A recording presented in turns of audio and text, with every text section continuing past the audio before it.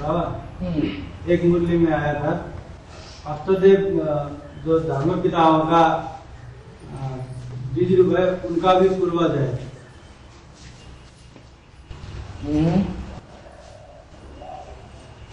धर्म पिता का भी अष्टदेव पूर्वज है। कैसे बात है?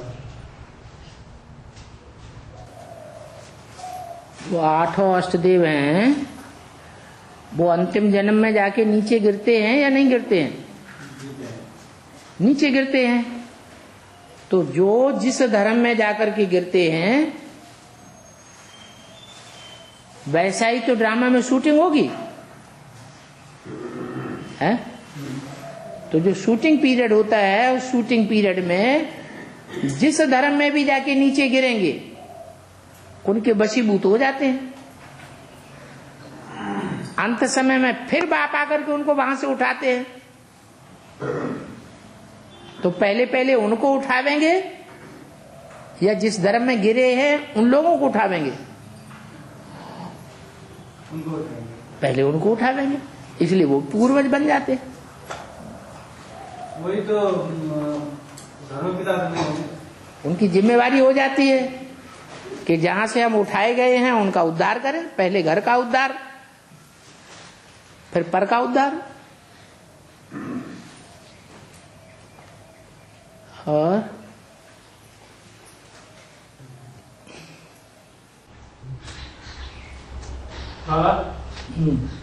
ये ड्रामा में जो भी महान भूल करने का जो भी निमित्त बनता है तो उस महान भूल का महान सजा उनके निमित्त आगे नहीं। जैसे गीता में भगवान कृष्ण के लिए बोला है इसमें जो भी निमित्त बना है उसको ऐसा उजरा भी है कि नहीं मिल तो गया उजूरा, इसके कारण सारा 50 वर्ष उल्टा हो गया।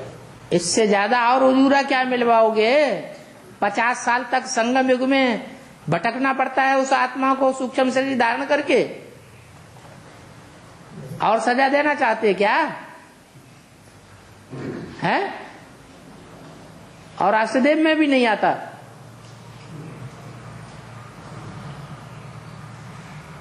पूरी डायनेस्टी में नहीं आता। जो जन्मदाताओं की डायनेस्टी है, बाप समान बीज रूप आत्माओं की डायनेस्टी है, उसमें आता ही नहीं।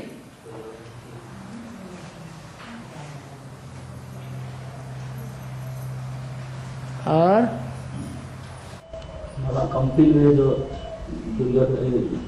जो दिया गया है द्रौपदी के बारे में, वो क्या हकीकत है? द्रौपदी के बारे में जो दिए हुए हैं, द्रौपदी के बारे में कंपिल में द्रौपदी कुंड बना है। हकीकत है। उन्होंने तो भक्ति मार्ग वाले स्थूल बातें पकड़ते हैं कि सूक्ष्म बातें पकड़ते हैं? वो हद की बात बनाई है भक्ति मार्ग में या बेहद की बात बनाई है? उन्होंने तो हद की बात बनाई है। उन्होंने समझ लिया यज्ञ कुंड है कोई ऐसा जिस यज्ञ कुंड में स्वाहा स्वाहा करने से द्रौपदी का जन्म हुआ। स्वाहा का मतलब क्या है सो उन्हें पता ही नहीं। स्व माने आत्मा, आत्मा का जो कुछ भी है तन मन धन समय संपर्क संबंध वो सब स्वाहा करेंगे तो आत्मा की प्रत्यक्षता होगी। ये यज्ञ कुंड है।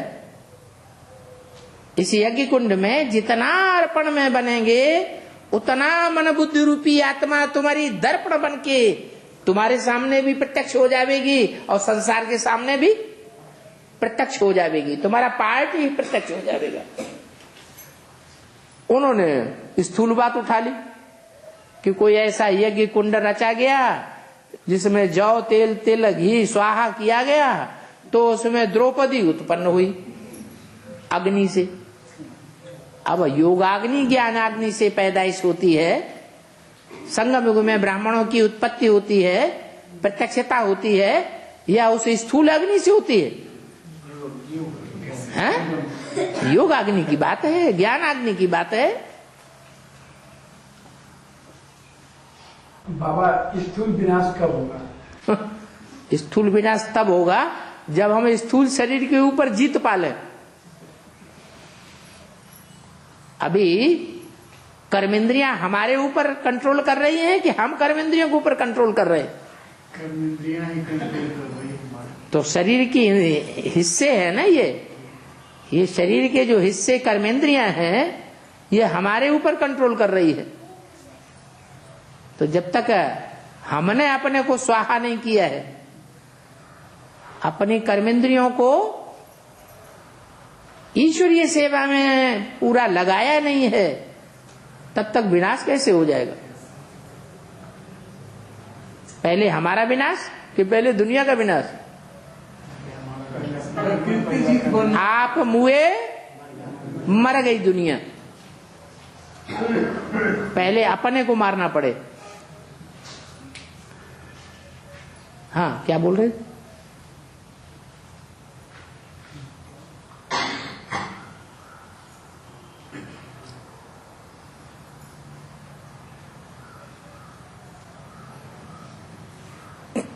सतयुग में बाबा 8 जन्म नारायण का 8 बार अवतार होगा। 8-12 साल होगा? ये क्या 8-12 साल होगा? सतयुग में 8 जन्म करते हैं, 8 जन्म। फर्स्ट जन्म में नारायण हुए, उसके बाद नीचे उतरते जावेंगे। सब नाम होगा ना बाबा। है? वो नारायण का पद नहीं रहेगा, महाराजा का पद एक ही जन्म मिलेगा सतयुग में, फिर नीचे उतरते जाओ, उतरते जाओ, उतरते जाओ। वो तो सतयुग का कृष्ण वाली आत्मा नारायण बनेगी, वो तो फिर भी एक जन्म कम हो गया। उससे भी ऊंचा कोई जन्म है कि नहीं?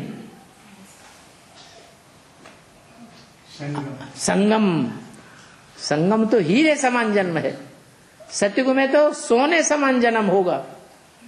तो हीरे समान जन्म में तो कृष्ण का बाप उससे भी ऊंचा हौदे वाला होगा कि नीचा होगा? विश्व का महाराज। तो विश्व का महाराजा होगा। जो विश्व का महाराजा है वो भी अगले जन्म में नीचे उतरेगा कि ऊपर उठेगा? वो भी नीचे उतरता जाएगा।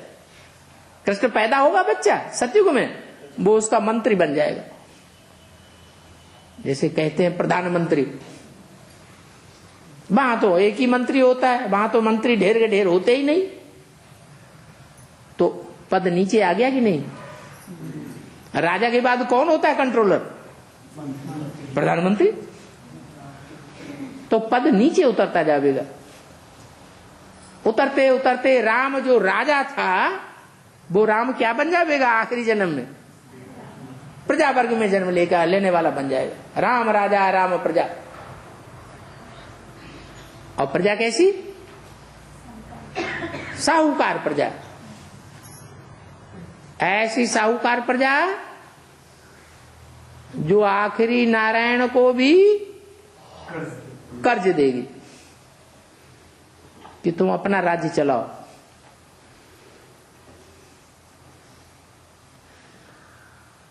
उस कर्ज में नारायण की राजाई डूब जाएगी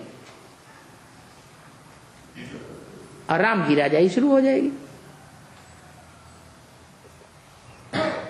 फिर नीचे उतरेंगे। और बाबा ये बेसिक में जो अभी ढोंग कर किया जा रहा है, इसका भेद कब खुलेगा? दुनिया में जो कुछ भी होता है वो सब ब्राह्मणों की दुनिया में शूट होना चाहिए या नहीं है? तो शूट हो रहा है, ढोंग खुलेगा क्या? पहले तुम्हारे सामने खुलेगा तब दुनिया में खुलेगा कि पहले दुनिया में खुल जाएगा? पहले हम लोगों के सामने। पहले हमारे सामने तो पूरा राज खुले। तो हमने सारा राज जान लिया है? नहीं जाना है तो नहीं जाना है, तो तब तक हमको जानना पड़ेगा। दुनिया में जितने भी भक्ति मार्ग के आडंबर हो रहे हैं वो सारे आडंबर बेसिक में देखने में आने चाहिए, प्रत्यक्ष रूप में।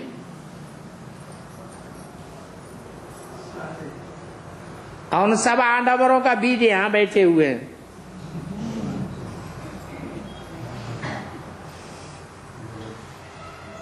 एडवांस की दुनिया में ये बड़े छुपे रुस्तम हैं। जैसा बच्चा होता है ना परिवार में, तो बच्चे को समझ में थोड़ा ही आता है कि हम कैसे पैदा हो गए। तो बच्चों के लिए बाप छुपा रुस्तम है या खुला है? छुपा रुस्तम है।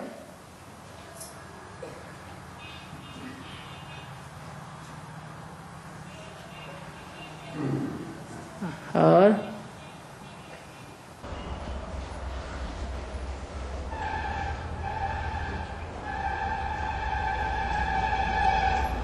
बेसिक वाले कहते हैं कि तोड़ करता तो अपना प्राप्ति है। बेसिक वाले कहते हैं, बेसिक वाले भाई किसी ज्ञान सुनाते हैं, तो सुनाते हैं, कहता को बेसिक वाले भाई बोलते हैं जो बेसिक तोड़ करता है तो बहुत बड़ा पाप काम करता है। ज्ञान सुनाना पाप का काम है। वो लोग कहते हैं तोड़ करता है बहुत पापी है। तोड़ फोड़ करता है। तोड़ बोलता है, बाप संदेह देते हैं, तोड़ काय करते हैं। माना आत्माओं को जो समझ गए, माना जो पुराना देसी आम है, उस देसी आम को काट करके कोई नई कलम लगाता है तो बुरा करता है या अच्छा करता है? तोड़फोड़ कर रहा है कि नहीं है? कलम लगाना अच्छी बात है या बुरी बात है? अच्छी बात है, और बढ़िया फल पैदा होगा। तो आप उन्हें ऐसे समझाओ।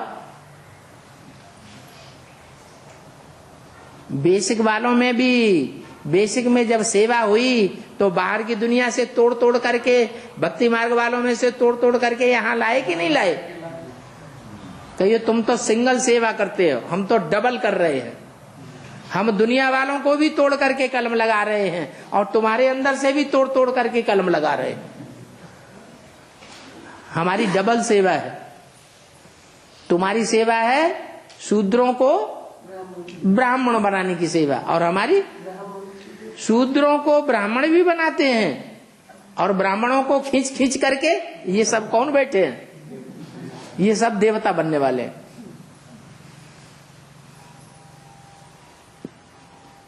तुम्हारी ब्राह्मणों को देवता बनाने वाली सेवा नहीं है। तुम तो कहते हो अगले जन्म में जाके बनेंगे ब्रह्मा बाबा की तरह।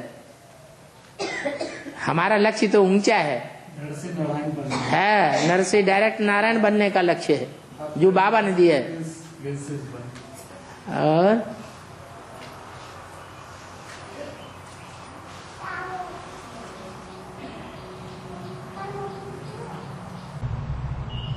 हमारा एक भाई है मेरा, एक छोटा भाई है, बेसिक में चलता है। उसको कहे कि बाबा आए हुए हैं, शिव बाबा चलो, तो कहता है बाबा तो ब्रह्मा बाबा है, ब्रह्मा बाबा है, उनका चेहरा बहुत लंबा चौड़ा, आपका चेहरा छोटा मोटा, तो बाबा कैसे उसमें आएंगे? ऐसे थोड़े किसी को बुलाना चाहिए। नहीं कहे बेसिक में कहे कि चलो ज्ञान लेते हैं, चलो तुम भी लो। जबरदस्ती थोड़ी चलेगा कहने से। उसको ऐसी ऐसी बातें सुनाओ, मुरली के अंदर से बेसिक में जाता है ना, तो मुरली तो सुनता है, तो मुरली के पॉइंट सुन करके ही उन्हीं से पूछो, इसका अर्थ तो बताओ भाई।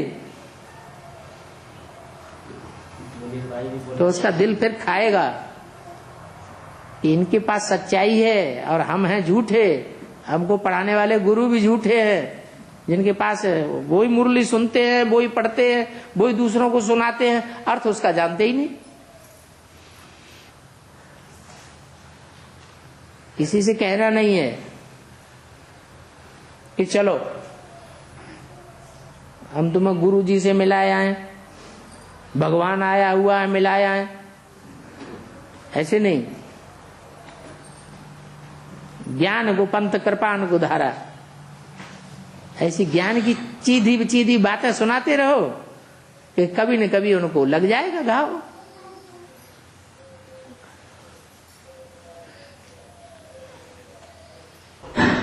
बाबा सेवा और सफलता का सफलता किस ढंग से? सहज सफलता कैसे हो जाए? सफलता मिले, क्या सफल करना चाहते हैं? धर्म तन बंधन। सहज सफलता का साधन तो कठिन को सहज बनाने वाला कौन है? भगवान है। भक्ति मार्ग में भी कहते हैं कठिन को सहज बनाने वाला भगवान है। तो जो कुछ भी है, जो लगता है कठिन है, उसको ही अर्पण कर दो, सहज हो जाएगा। अपने ऊपर बोझ क्यों लेते हो? बोझ लेते हो तो कठिन हो जाता है।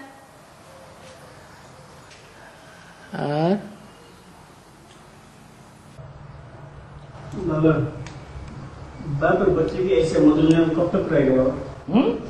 बाप और बच्चे को ऐसे मधुर नियम कब तक रहेगा? कब तक रहेगा? जब तक रखना चाहो तब तक रहेगा। क्यों? बाबा ने बोला नहीं? बाबा ने तो बोला है सृष्टि पर सदा कायम कोई चीज है ही नहीं। सदा कायम सिर्फ क्या है? अरे सदा कायम इस सृष्टि पर क्या है? शिव बाबा है। और शिव बाबा का ऑलराउंड पार्ट है इस सृष्टि पर। तो वो बाप जब तक हमें मिला रहे तो मधुर मिलन मिलता रहे, बनता रहेगा कि नहीं? बाबा एक मुरली में बोला है ब्रह्मा का ऑलराउंड पार्ट है।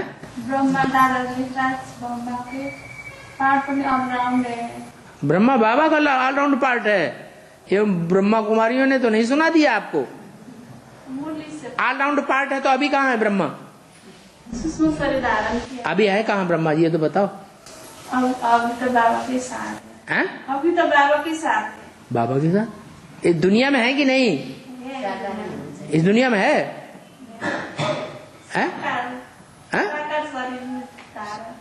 साकार शरीर में आ रहे? बाबा के साथ में। बाबा के साथ में?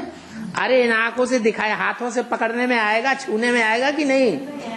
नहीं आएगा तो पार्ट नहीं है ना। ऑलराउंड पार्ट कहाँ हुआ? 50 साल कम हो गया ना।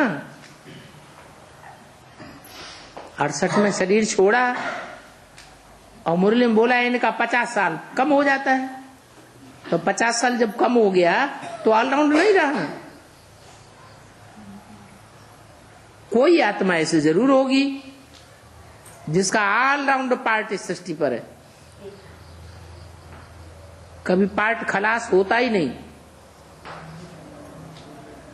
तो ब्रह्मा के बारे में अगर किसी ने बोल दिया कि ब्रह्मा का ऑलराउंड पार्ट है, तो ये तो आपको उनसे क्रॉस क्वेश्चन करना चाहिए कि ब्रह्मा का इस रंगमंच पर ऑलराउंड पार्ट है, तो रंगमंच पर जो खड़ा होता है वो देखने में आता है कि नहीं? है? डायरेक्टर देखने में नहीं, डायरेक्टर पर्दे के पीछे रहता है।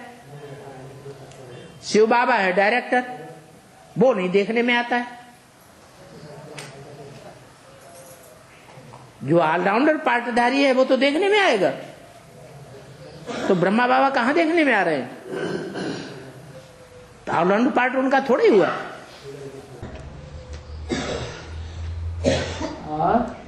बाप तो 50 साल काम होता है तो फिर होना चाहिए। ब्रह्म का 50 साल काम होता है तो फिर 2022 में 50 साल पूरा हो जाता है। हाँ 2022 में उनका 50 साल पूरा हो जाता है। हाँ तो फिर उनका मतलब जन्म तो साकार में होना चाहिए ना।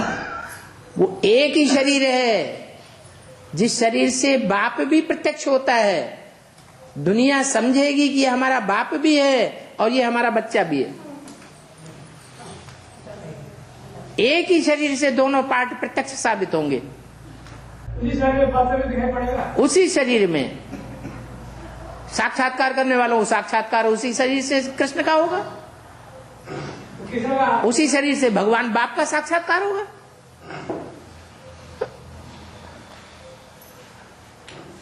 और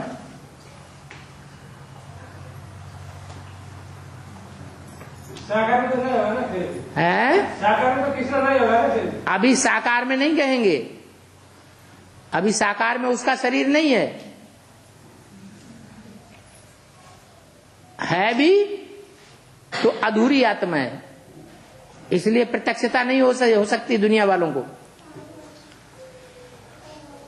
अभी दुनिया वाले रियलाइज नहीं कर सकते ये कृष्ण जैसी महान आत्मा इसमें वो पार्ट बजा रही है।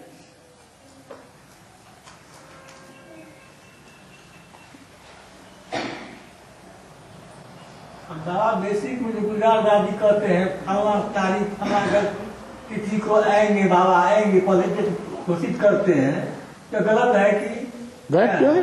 क्यों भूत प्रेतों का आह्वान करते हैं तो वो भूत प्रेतों का आह्वान करने वाले औलिया नहीं बता देते हैं कि महाराज जी इस तारीख को आएंगे, आ जाना।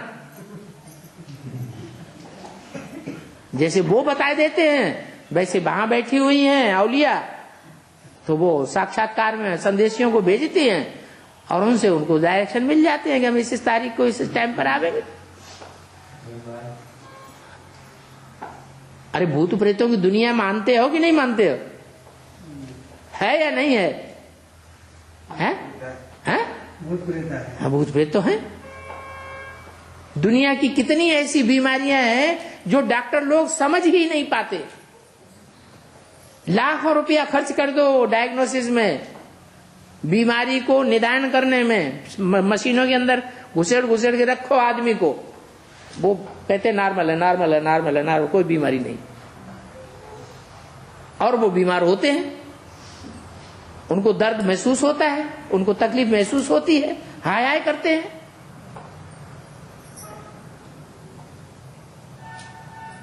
जो बीमारियां वो नहीं ठीक कर पाते वो औलिया लोग ठीक कर लेते हैं।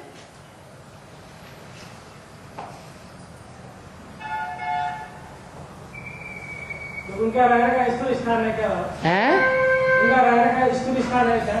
किनका? वो भूत प्रेत का सूक्ष्म शरीर जो होता है वो लाइट का होता है या स्थूल तत्वों का होता है? जैसे आत्मा लाइट स्वरूप है वैसे सूक्ष्म शरीर भी लाइट स्वरूप है। स्थूल स्थान नहीं होता है, उनको स्थूल स्थान की जरूरत नहीं है, लेकिन हमारी मेंटलिटी के अनुसार वो परे हैं।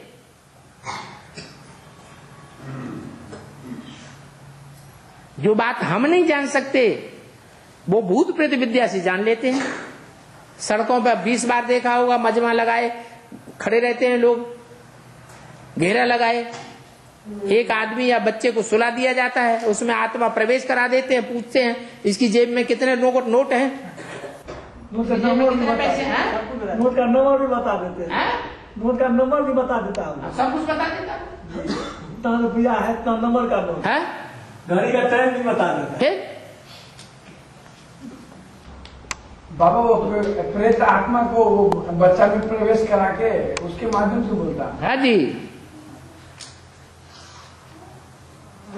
वो सूक्ष्म में होता है ना उनका शरीर, तो सूक्ष्म शरीर तो कहीं भी प्रवेश कर सकता है।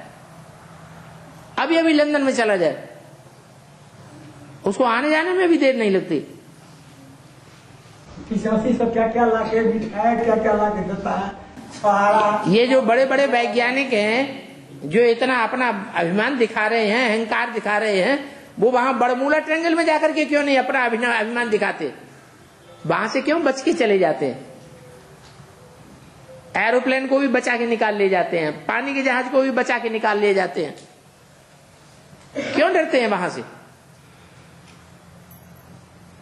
क्योंकि वो भूत प्रेतों का बड़ा अड्डा है।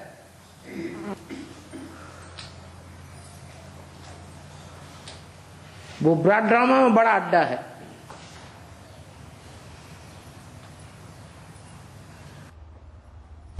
बाबा कल वृक्ष में बीज रूप आत्मा दिखाया गया है, उसके संबंध में क्या?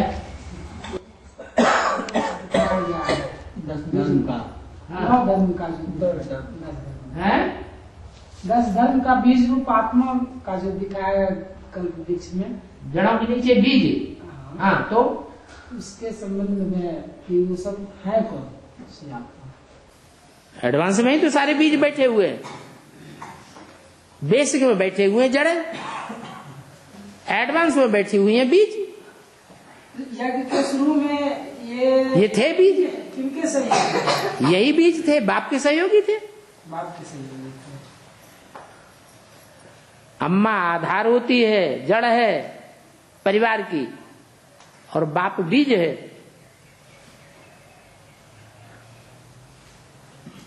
और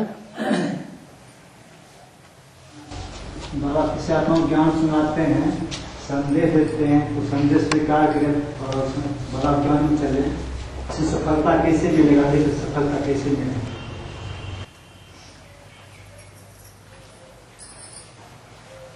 वो तो परख शक्ति की बात है ना। कोई आत्मा को जितना हम परखेंगे उतना ही आगे बढ़ा सकेंगे। परख शक्ति नहीं है तो हम उतना फायदा उसको नहीं दिला सकेंगे। और फिर श्रीमत पर चलने की भी बात है। श्रीमत के अनुसार हम चलेंगे और उसको चलाएंगे तो तेजी से आगे बढ़ेगा। हम अपने स्वार्थ को पूर्ति करते रहेंगे तो उतनी तेजी से आगे नहीं बढ़ेगा। जैसे किसी को ज्ञान में निकालते हैं, बुद्धि में भरा हुआ है, बड़ा आदमी है, ये ज्ञान सीख लेगा तो इसके पास बहुत मकान है, हमको मिनी वेदन खोलने के लिए हमारे शहर में मकान मिल जाएगा। तो ये श्रीमत के अनुकूल संकल्प हुआ, ये श्रीमत के बरखिलाफ हुआ, बरखिलाफ हो गया।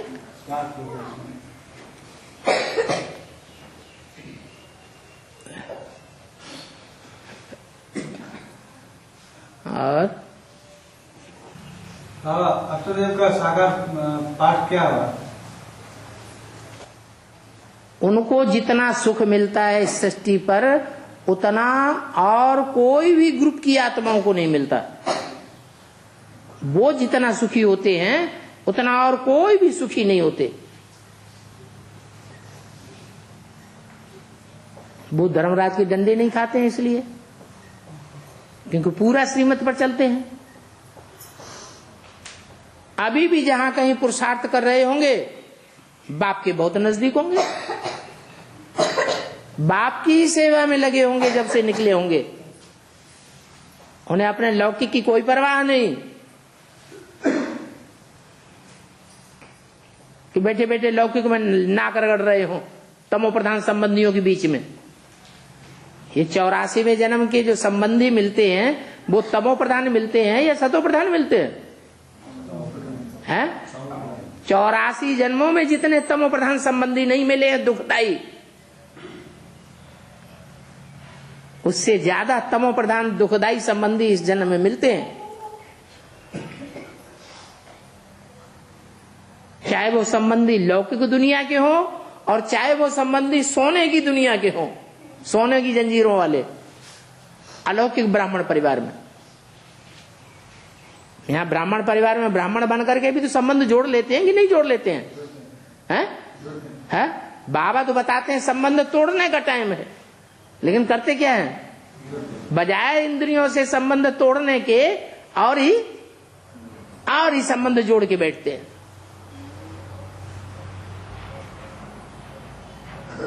टाइम की परख ही नहीं है।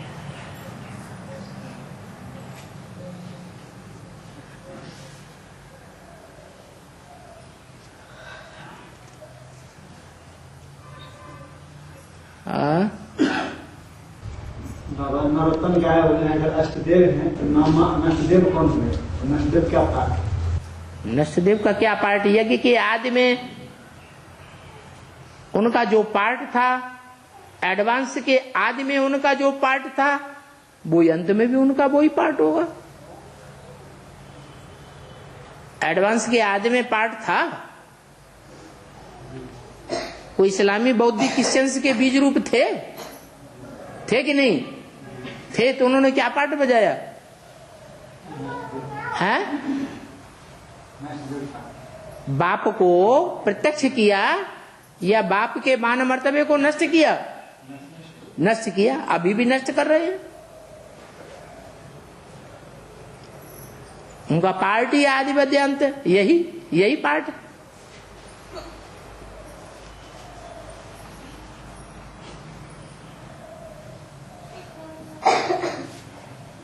तो सूर्यवंशी माला में भी आएंगे, लेकिन पार्ट क्या है?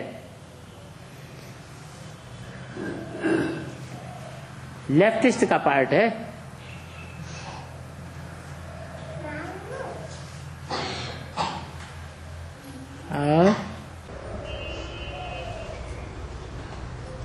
जो आत्मा ना बाबा ओम शांति में लागे थे, झुके थे आगे में, वो आत्मा फिर ओम शांति को छोड़कर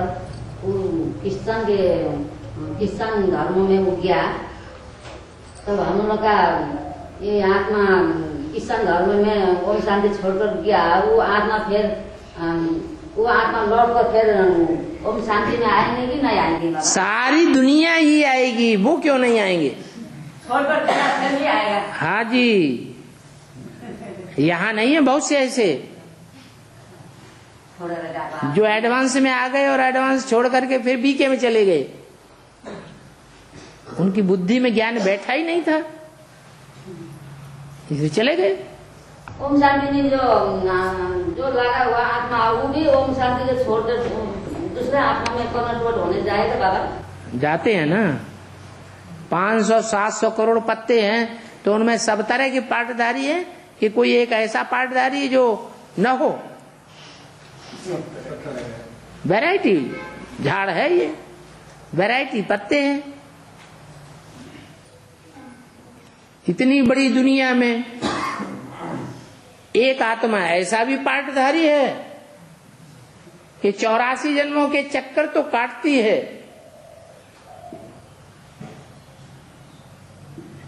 लेकिन कोई में अटैच नहीं होती,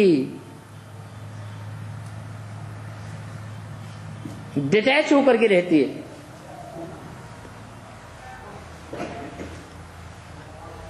ऐसे नहीं संसर्ग संपर्क में नहीं आती है, संबंध में नहीं आती है। इंद्रियों के संबंध संसर्ग में भी आती है, फिर भी डिटैच होकर रहती है। और एक आत्मा ऐसी है कि इंद्रियों के संसर्ग संपर्क संबंध में आती ही नहीं।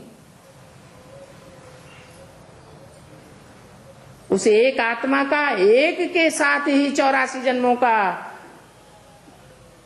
हिसाब किताब जुड़ा हुआ है, गहरे संबंध के रूप में। जन्म जन्म लगी रगर तुम्हारी, हमारी बरौं शंभु न तो रहूं कुहारी, जो पार्वती के लिए गायन है, ऐसा भी पार्ट है।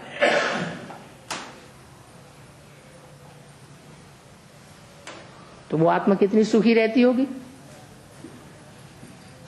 और भक्ति मार्ग में भगवान राम कहते हैं लोग जो सीता को अग्निवास में दे दी, और बनाती सीता को वहां तो कर दिया, उसको रावण चुरा के ले गया, और तो इतना नरलीला किए, इतना दम में इतना किए। हाँ, तो यहीं की तो बात है। दो ही तो मुख्य सीताएं हैं। एक तो ओरिजिनल सीता, शीत माने शीत, ठंडी, कर्मेंद्रियों से सदा ही ठंडी है। 100-200 रानियों के बीच में रहती है महाराजा के साथ, तो भी इसकी इंद्रियों में कभी आग नहीं लगती, कभी ईर्ष्या देश नहीं आता। तो शीत है या गर्म है? शीतल इंद्रियों वाली है या गर्म इंद्रियों वाली है? शीतल इंद्रियों वाली है। दूसरी सीता उसके बिल्कुल उल्टी भी है।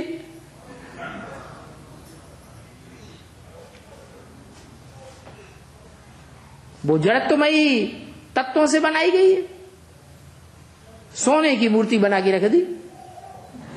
झूठी वो भी नहीं है, झूठी होती तो दूसरे नंबर में कहां से आ जाती। तुम सब सीताएं हो तो सब नंबरवार हैं कि एक ही नंबर है? नंबरवार है। कोई पहला नंबर है, कोई दूसरा नंबर है। तो झूठी सीता को रावण ले गया। अभी अभी तो बताया, ऐसी भी आत्मा रूपी सीता है जो तन से अनेकों के संसर्ग संपर्क संबंध में आती है, महाकाली कही जाती है।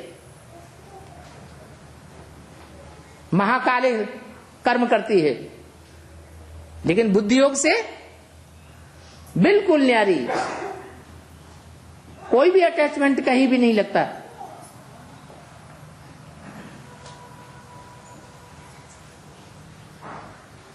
ये 2 सीताएं हैं।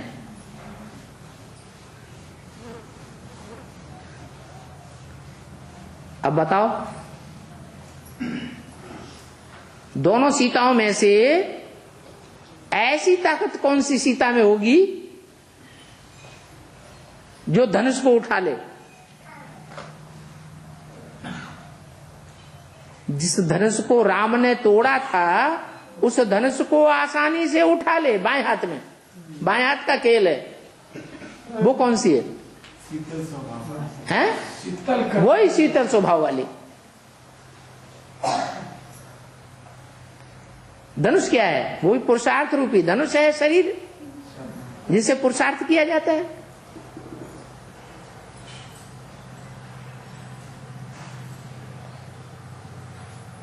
उस शरीर को संभाल ले। शरीर रूपी चाप कहा जाता है, शरीर रूपी बेड़ा कहा जाता है, शरीर रूपी जहाज कहा जाता है।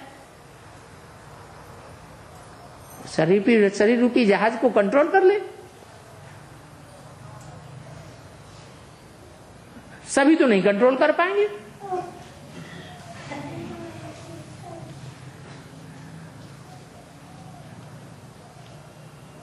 और बाबा चुल्लू का पानी समुद्र का पानी बराबर होता है बोला ना, वो चुल्लू का पानी क्या होता है? काहे का पानी? चुल्लू का पानी। चुल्लू का पानी। चुल्लू पानी, ऐसा हाथ किया, साग समुंदर है, समुद्र में से पानी लिया, ये चुल्लू पानी हो गया। तो ऐसे ही सन्यासी कहते हैं हम सब जो आत्माएं हैं वो सागर के चुल्लू पानी हैं। ये चुल्लू पानी सागर में मिल जाएगा। फिर जो सागर में मिल जाएगा वो वापस आ सकता है? नहीं आ सकता। तो आत्मा विनाशी हुई क्या विनाशी हुई? विनाशी हो गई।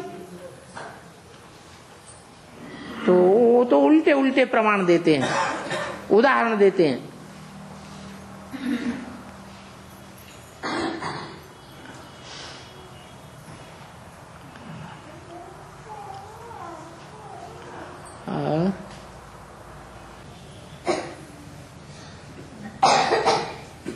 बाबा सेवक आत्मा मृत्यु कब हुई तो भाई लोग पूछते हैं क्या कि सेवक राम को मृत्यु कब शरीर कब छोड़े थे? बाबा ने तो बता दी। ऐसे ऐसे बच्चे थे जो मम्मा बाबा को भी डायरेक्शन देते थे, ड्रिल कराते थे, टीचर बन करके बैठते थे। इसलिए पूछते हैं। वो बाबा का भागीदार था ना जी। भागीदार बाबा ने उसे क्यों बनाया? बाबा के पास धन संपत्ति ज्यादा थी या भागीदार के पास ज्यादा धन संपत्ति थी? बाबा के पास ज्यादा थी। तो बाबा ने अपनी इतनी धन संपत्ति जो है वो जिस भागीदार को दी होगी तो उसके पास कोई विशेषता होगी तभी तो दी होगी। अरे भाई, खेती में किसी को भागीदार बनाया जाता है। हमारे पास खेती है, हमारे शरीर में ताकत नहीं है, हमारे बाल बच्चों में इतनी ताकत नहीं जो खेती करें, तो क्या करते हैं? खेती को भागीदार को दे देते हैं, बटाईदार को। भाई आधा हिस्सा तुम्हारा, आधा हिस्सा हमारा, खेती हमारी रही, मेहनत तुम करो। तो भागीदार हो गया ना।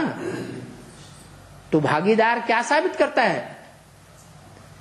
भागीदार शब्द ये साबित करता है कि ब्रह्मा के बाबा के पास धन संपत्ति तो बहुत थी, लेकिन उतनी होशियारी नहीं थी जितनी होशियारी भागीदार के पास थी।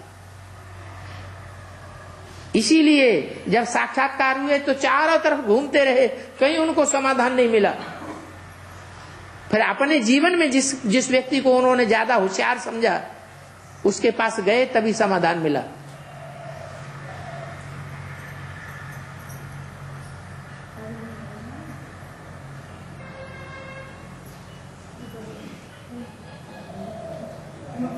चंद्रगुप्त और चाणक्य जैसी बात हो गई।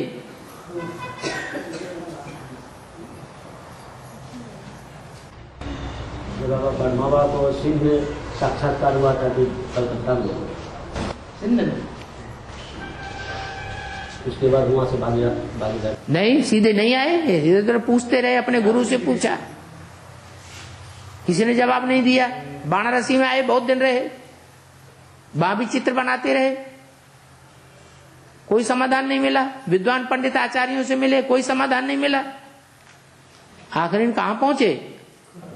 अपनी पुरानी गद्दी पे पहुंच गए, जहां उन्होंने भागीदार सौंपा हुआ था दुकान संभालने के लिए। वहां से उनको समाधान मिल गया।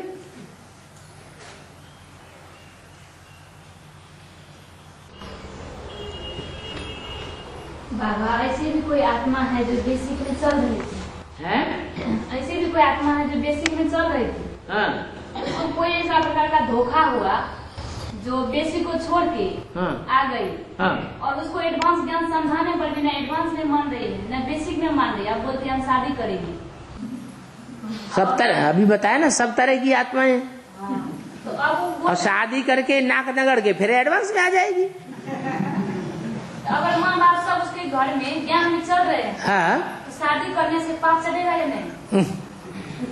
जिसको जिस बात का अनुभव नहीं है वो अनुभव ले लेना चाहिए ना। वो अनुभव ले ले तो उसका कल्याण हो जाएगा, फिर एडवांस में आ जाएगी। घर में रह के कोई फायदा भी तो नहीं है, घर में रह करके कोई फायदा भी तो नहीं है। किसी के ऊपर जबरदस्ती क्यों करना चाहिए? जबरदस्ती करना माना मुसलमान धर्म में जाना।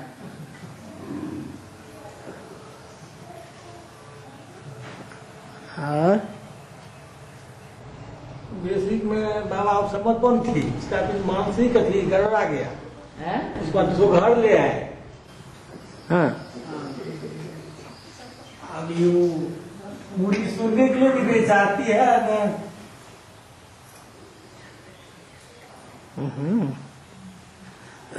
कोई धोखा मिला, धोखा जब खा गया, साथ पे गिरना हो गया उसको, मतलब उसको साथ के संस्थे से गिरना हो गया। जी, उसका मानसिक संतुलन गड़बड़ा गया, उसको घर ले आए, उसका फिर मानसिक डॉक्टर से उपचार किए, तभी ठीक है।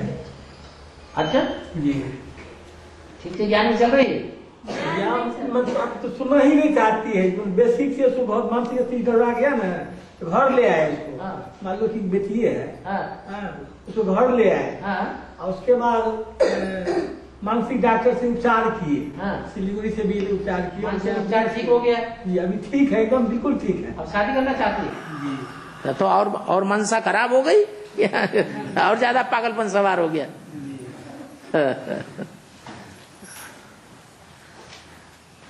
असली पागलपन तो अब बाहर निकला।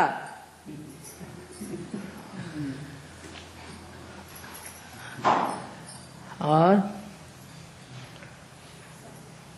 तो क्या किया जाए? क्या किया? हर आत्मा को स्वतंत्र रहो, स्वतंत्र रहने दो। 18 साल का हो गया ना, तो फिर उसको स्वतंत्र करो। शास्त्रों में जो नियम बनाए हैं वो बड़े मजबूत नियम बनाए हुए हैं। 5 वर्षाण लाड़नते, बच्चों को 5 वर्ष तक खूब प्यार करो, मारपीट नहीं, ताड़ना नहीं, डांट टपट नहीं।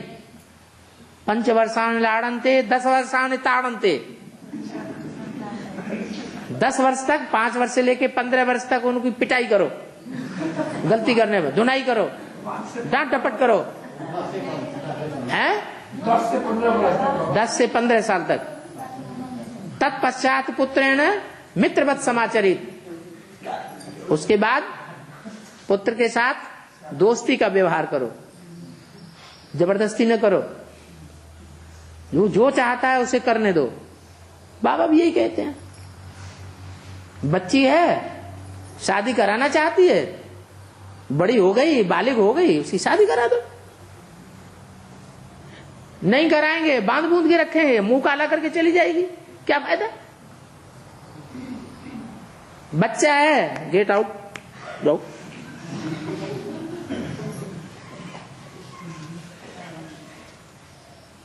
बच्चा और बच्ची में से कोई भी अगर लव मैरिज करता है तो प्रॉपर्टी का 1 पैसा नहीं देना। बाबा फिर कानून वाला नहीं मानेगा ना? है? कानून तो नहीं मानेगा ना? क्या कानून नहीं मानेगा? कानून तो कहता है बाप जब तक जिंदा है, बाप की कमाई हुई प्रॉपर्टी पर 1-1 पैसे का बाप का हक है। बच्चा जबरदस्ती नहीं ले सकता, दादे की ले सकता है, बाप की कमाई नहीं ले सकता।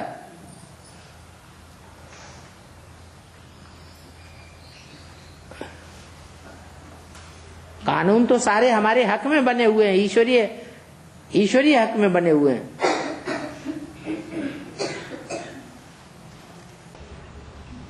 ऐसा करने से बाबा बच्चों का भला होगा क्या? कैसा करने से? उसको 1 कौड़ी भी न देने, है? ना ही देने से उसको कुछ करके देख लो, नाक रगड़ के देख लो, फिर उसके बाद बाबा की बात को काटना। बाबा ने ब्रह्मा के मुख से जो कुछ भी बोला, ब्रह्मम वाक्यम जनार्दनम, नारायण के वाक्य समझो उन्हें। नारायण माने प्रजापिता, वो पत्थर की लकीर है, उनको कोई काट नहीं सकता। तुम काटने की हिम्मत कर रहे हो तो करके देखो। थोड़ा झंझट तो लगाएगा। है? थोड़ा झंझट तो लगाएगा। क्या झंझट लगाएगा? तो अधिकार तो ले लेगा ना। है? अधिकार तो भाग रहा है ना। अधिकार है कहाँ? अधिकार कानून में अधिकार है? तो कानून तो हो जाएगा। है? तो कानून तो हो जाएगा। कानून में तो हमारा भी कुछ अंश तो मिलेगा, ऐसा बोल रहा है ना। क्या हिस्सा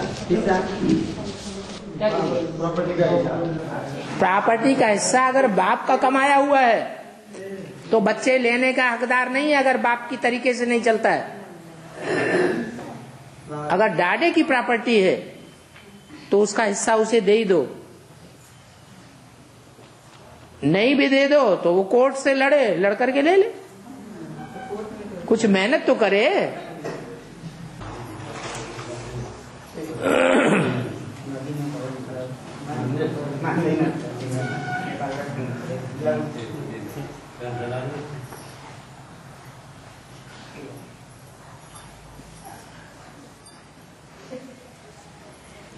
और